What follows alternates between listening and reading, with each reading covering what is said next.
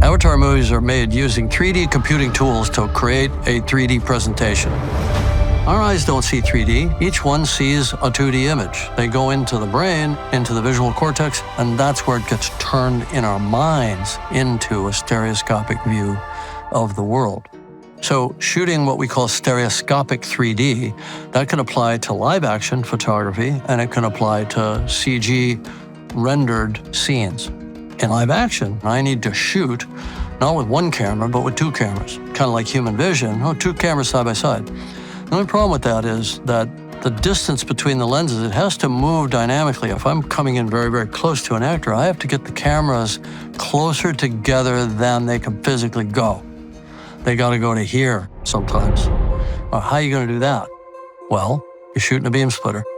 One camera's looking through the beam splitter, the other camera's looking down. It's like a two-way mirror. And those cameras will move like this during the shot. If I'm tracking in on an actor from 20 feet back, those cameras will be here and they'll go to there. And it's all motion controlled. So we had to work all that out.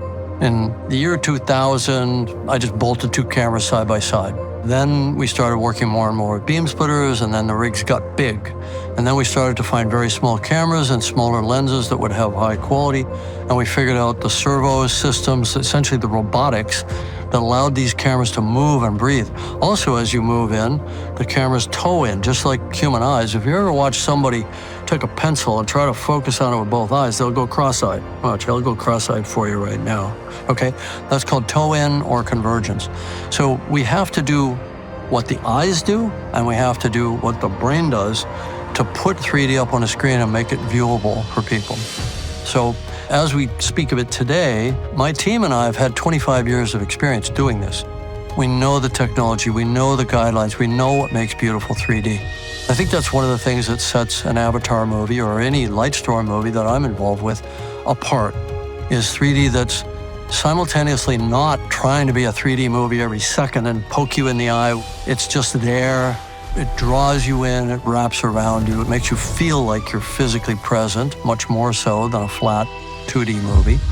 And at the same time, we want to make it comfortable. So it's that question of finding the sweet spot. I want to find that sweet spot where it's there and you see that it's in 3D and it's impacting you, usually at a subconscious level, but it's not a gimmick. It's not coming at you, it's not throwing stuff at you all the time. Maybe once in a while we'll throw something at you, but not that often. And so it's an art form. It's a technical procedure, and it's an art form. You know, we have to think of it like a score. Sometimes we want to be loud, sometimes we want to be quiet. You know, it's like the sound design of the movie. There's also the spatial design of the movie. And that's very important to us as artists. I don't think anybody goes to a movie because it's in 3D these days. I think you associate 3D with a certain type of filmmaking, a certain type of world building that you want to go and see on the big screen, and the 3D is just part of it.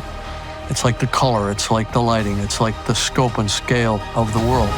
And they all support each other, like the parts of an orchestra.